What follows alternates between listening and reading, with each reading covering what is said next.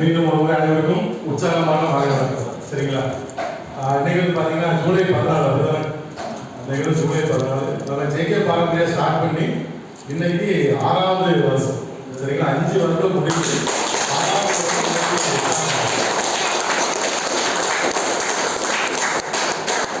இன்னைக்கு கட்டாயம் வந்து பார்த்தீங்கன்னா பிறந்த நாள் நம்ம கொண்டாடி இருக்கணும். ஆனால் அதுக்குள்ள வாய்ப்பு வந்து அமையுது. ஏன்னா டாக்டர் சார் வந்து பார்த்தீங்கன்னா சென்னை போயிருக்கிறாங்க, ஸ்டாலின் சார் வெளியில் பெங்களூர் போயிருக்கிறாங்க. அதனால சரியான ஒரு அமையல. அதை இடையில பண்ணலாம் அப்படிங்கிற மாதிரி ஒரு இருந்துட்டு இருக்கு. அது எப்படி அப்படிங்கிறத மெசேஜ் கொடுக்கணும், அதுக்கு தகுந்த மாதிரி நம்ம பண்ணிக்கலாம். சரிங்களா? ஓகே. இப்போ நம்ம ஆல்ரெடி எல்லாருமே ஒவ்வொருத்தரும் நம்ம ப்ராடக்ட் நம்ம எப்படி எப்படி யூஸ் பண்ணோம், அதை என்னென்ன பெனிஃபிட் கிடைச்சது அப்படிங்கிறத ஒவ்வொருத்தரும் சிறப்பாக நம்மளுடைய அனுபவத்தை வந்து நம்ம பகிர்ந்துக்கணும் இல்லையா? அவங்க எல்லாருமே நம்ம சிறப்பான ஒரு பாராட்டு அப்படிங்கிறத நம்ம கொடுத்துருவாங்க. சரிங்களா? இந்த அடுத்து நீங்க ஒரு சில விஷயங்களும் பார்க்கும்போது இன்னைக்கு அனுபவத்தை பகிர்ந்துக்க மாதிரியே பேசிக்கலாம் அப்படிங்கிற மாதிரி ஒரு உணர்வு தோணுச்சு. காரணம் என்னன்னா, பாடத்தை பொறுத்த வரைக்கும் நம்ம எல்லாருமே எல்லா வகையிலும் கட்டாயம் ஏதாவது ஒரு ரிசல்ட் நம்ம வந்து எடுத்துக்கிட்டே இருக்கோம். அந்த வகையில பார்க்கும்போது இப்போ நான் இந்த கான்செப்ட்ல ஜேகே பாரம்பரிய அப்படிங்கிற ஒரு விஷயத்த ஆரம்பிக்கிறதுக்கு மெயினா இருந்த ஒரே ப்ராடக்ட் வந்து அமிர்தம் தான். மெயினா இருந்த ஒரே ப்ராடக்ட் அமிர்தம். எனக்கு காரணம் என்னன்னா, என்னுடைய மகன் வந்து பார்த்தீங்கன்னா 3வது வயசுலலாம் ரொம்ப வந்து பார்த்தீங்கன்னா சைனஸ் பிரச்சனை வந்து ஜாஸ்தியாக இருக்கு. ஒரு வாரம் நல்லா இருந்த மாதிரி இருக்கும், டக்குனு உடனே சளி பிடிச்சிடும். அது கிளைமேட் எப்படி இருந்தாலும் சரி, ஏதாவது வழியில் சளி தொந்தரவு வந்து அதிகமாக இருந்துகிட்டே இருக்கும். சளி பிடிச்சா அடுத்த நாள் என்ன ஆயிடும்னு பார்த்துச்சுன்னா நைட்டு தூங்க முடியாது. அந்த வீசிங் அந்த இழுப்பு அந்த அளவுக்கு சூழ்நிலைக்கு வந்து வரும். அப்போ நம்ம ஃபர்ஸ்ட் டாக்டர் நம்ம அதிகமாக போனது கிடையாது, நம்ம டாக்டர் தான் போனது கிடையாது. அப்போ அலோபதி இங்கிலீஷ் மெடிசன் தான் நம்ம அதிகமாக எடுக்கிறது. அப்போ அந்த இங்கிலீஷ் மெடிசன் எடுக்கும்போது என்ன ஆகுதுன்னா, அங்கே போனவங்க என்ன பண்ணுவாங்க, கட்டாயம் ஒரு இன்ஜெக்ஷன் ஒன்று நமக்கு பண்ணிடுறாங்க. அடுத்து அந்த ஏதாவது சின்ன சின்ன ட்ரீட்மெண்ட் கொடுத்து அனுப்பி விடுவாங்க. அங்கே உள்ள போயிட்டு வெளியே வரும்போது கட்டாயம் ஒரு 1000 ரூபாய் ரொம்ப செலவாகும். சரி, எத்தனை நாள் மறுபடியும் குணம் கிடைக்குதுன்னு பார்த்தாச்சுன்னா அடுத்த நாளே மறுபடியும் அதே கஷ்டம் தான் இருக்கும். அப்போ தான் 1000 ரூபாய் செலவு பண்ணியிருப்போம், அடுத்த நாள் அதே கஷ்டமாக தான் இருக்கும். அப்போ பணத்தையும் செலவு பண்ணியாச்சு, குழந்தைங்க என்ன பண்ண முடியல, ஆரோக்கியமாக இருக்க முடியல. மறுபடியும் அதே ஹாஸ்பிட்டலுக்கு தான் போகிறோம், மறுபடியும் ஒரு இன்ஜெக்ஷன் போடுறாங்க. இப்படி ஒரு 3 இன்ஜெக்ஷன் எடுத்தாச்சுன்னா ஒரு 10 நாளைக்கு எப்படி இருக்கு, உடம்புல பிரச்சனை இல்லாமல் இருக்கு. அதுக்கடுத்து 11ஆம் நாள் என்ன ஆகுது, மறுபடியும் தெரிஞ்சு. அப்போ அந்த இடத்துல தான் நம்ம டாக்டர் சர்வே சந்திக்கும் போது தான் அப்போ இந்த பவுடர் தான் கொடுத்தாங்க. அப்போ வந்து நம்ம இன்னைக்கு அமிர்தம் பேர் வைக்கல, அதுக்கு பேர் வந்து சளிப்பொடி தான் இருந்துச்சு. அப்போ நான் ஜேகே பாரம்பரிய அப்படிங்கிறது ஸ்டார்ட் பண்ணுவோம். அப்போ அந்த சளிப்பொடி அப்படிங்கக்கூடிய ஒரு ஃபார்முலா தான் அந்த ப்ராடக்ட் கையில் கொடுத்தாங்க.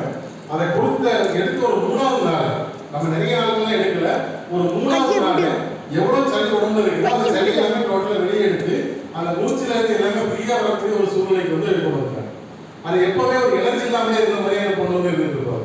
அப்ப அதுக்கு ஒரு சில சத்து மாத்திரைகள் எல்லாமே கொடுத்தாங்க. அப்போ ஒரு வாரத்திலேயே நம்ம அந்த பிரச்சனையில இருந்து மீண்டு வரக்கூடிய ஒரு வாய்ப்பு அப்படிங்கிறது கிடைச்சு.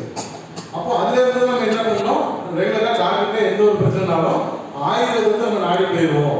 இனி அலோபதி வேண்டாம் அப்படிங்கிற அடிப்படையில ஃபுல்லாவே கம்ப்ளீட்டா ஆயுர்வேதத்துக்கு நம்ம மாறும்.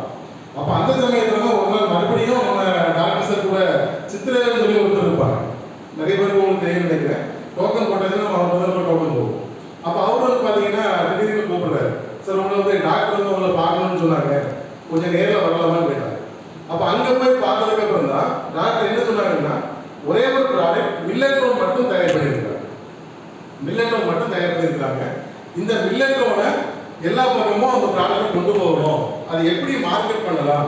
ஏன்னா ஓரளவுக்கு நம்ம தொழிலே இருக்கிறதுனால மார்க்கெட்ல இருக்கிறதுனால அவங்க வந்து ஒரு ஆலோசனை கேட்போம் அப்படிங்கிற அடிப்படையில தான் எங்களுக்கு வந்து பேசக்கூடிய வாய்ப்பு. அப்ப நான் போனேன், போயிட்டு அப்போ அந்த அப்படிங்கிறது எந்த மாதிரி பார்க்கணும்னு கேட்டோம். அப்போ அவங்க அப்பவே சொன்னாங்க, இனிப்புக்கு வந்து சீனி அப்படிங்கிறது இருக்காது, அப்போ நாட்டு சக்கரை அந்த மாதிரி தான் இருக்கும் அப்படின்னாங்க. அப்போ இது எல்லா இடத்துலையும் எல்லா கடைகளிலும் ஆர்மிஸ் பூஸ்ட் சேல்ஸ் பண்ற மாதிரி சேல்ஸ் பண்ண முடியாது. ஒன்று சூப்பர் மார்க்கெட்ல பண்ணலாம், இல்லை மெடிக்கல்ல பண்ணலாம். இந்த மாதிரி 2 இடத்துல தான் வைக்கிறதுக்கு வாய்ப்பு இருக்கும்.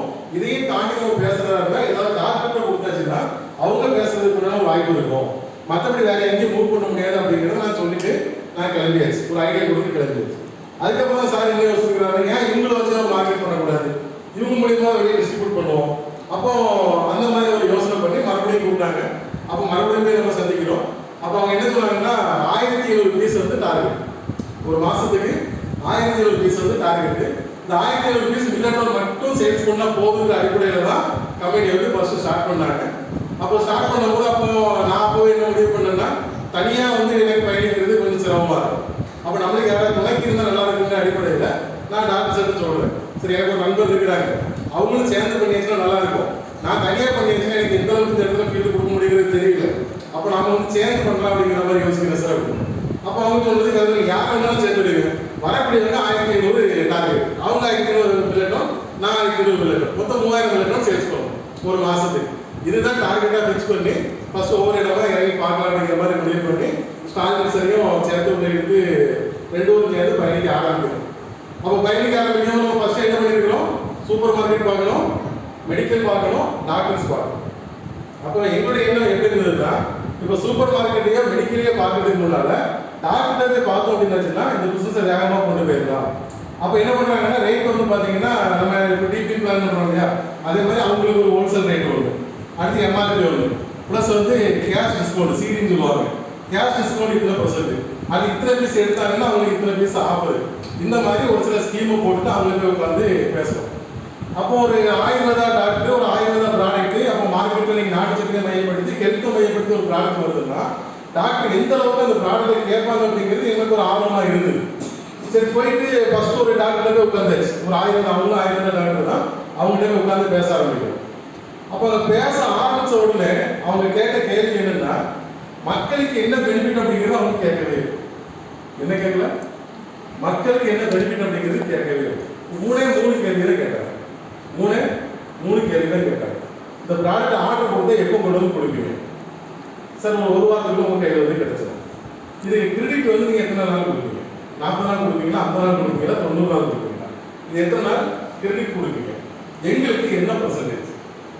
எங்களுக்கு என்ன பர்சன்டேஜ்? இந்த 3 கேள்வி தான். அதை தாண்டி அது வேற எதுவுமே கேட்கல. இந்த ப்ராடக்ட் என்ன இருக்கு, என்ன கலந்துருக்கு, இதனால மக்களுக்கு ஏதாவது பிரச்சனை இருக்கா, எதுவுமே அவங்க கேட்கல.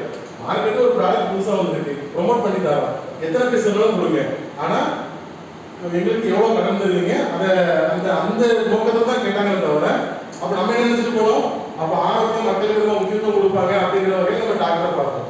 சரி, ஃபர்ஸ்ட் பார்த்த டாக்டர் தான் அப்படி இருக்கிறாங்க, அவன் இன்னும் ஒரு சிலரை பார்க்கலான்னு சொல்லி அடுத்தடுத்து ஒரு சிலருக்குள்ள பார்க்கறதுக்கு போனோம். கிட்டத்தட்ட ஒரு 7 பேர் பார்த்தோம். 7 பேரும் கேட்ட ஒரே கேள்வி இதுதான், எங்களுக்கு என்ன மார்ஜின் கொடுப்பீங்க, இதுக்கு நீங்கள் வாரம் வந்து கலெக்ஷன் பண்ணுவீங்களா, இல்லை நாங்கள் எத்தனை நாளைக்கு கொடுக்க பேமெண்ட் பண்ணணும்? யாருமே கேஷ் கொடுத்து வாங்குறதுக்கு தயாராக இல்லை.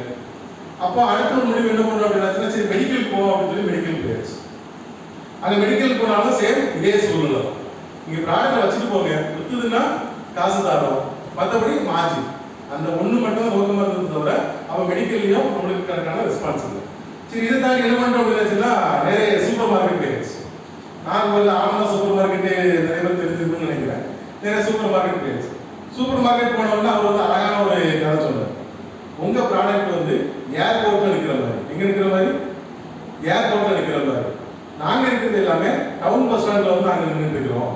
அதனால் உங்கள் ப்ராடக்ட் வந்து எங்களுக்கு வந்து செட் ஆகாது, இந்த ரேட்டுக்கு எங்களால் மூவ் பண்ண முடியாது, இங்கே யாருமே குவாலிட்டி பார்க்கறதுக்கு தயாராக இல்லை, நீங்கள் ஹார்லிக்ஸோட ரேட்டு கம்மியாக போட்டு கொடுக்க முடியும்னு சொல்லுங்கள், நம்ம யோசித்து பார்ப்போம். இது எல்லாம் எத்தனை நாள் நடக்குதுன்னா, ஜூலை 7 ஸ்டார்ட் பண்ணியிருக்கிறோம். 7 நாளில் இத்தனை விஷயங்கள் நடக்குது. 7ஆம் தேதி ஒரு பாறையில போய் உட்கார்ந்து உடனே முடிவெடுத்தோம், இந்த மார்க்கெட் இப்படியே போயிடுச்சு அப்படின்னு வச்சுன்னா டாக்டர் பல கோடி ரூபாய்க்கு கடன்காரனாக இருக்கக்கூடிய சூழ்நிலை ஆயிரும். அதில் இதை அப்படியே நம்ம மாற்றிடுவோம்னு சொல்லி இதை டாக்டர்கிட்ட உட்காந்து அவங்க டீமையும் ஒரு சில டீம்களை வர வச்சு, அப்போ இந்த மாதிரி ஃபார்மெட்டில் போனாச்சுன்னா இத்தனை லட்சம் ரூபாய் நம்ம இன்வெஸ்ட் பண்ண வேண்டியிருக்கும். இன்வெஸ்ட் பண்ணாலும் அது கேரண்டி அப்படிங்கிறது கிடையாது, யாரை ப்ரொமோட் பண்ணுறதுக்கு தயாராக இல்லை. அப்போ அந்த இடத்துல ஒரு மாற்று வழி என்னங்கிறது யோசிக்கும் போது அந்த டாக்டருடைய டீம்ல முடிவெடுத்தது என்னன்னா, அப்போ டைரக்ட் செல்லிங் மார்க்கெட்டிங் பண்ணணும் அப்படிங்கிறது.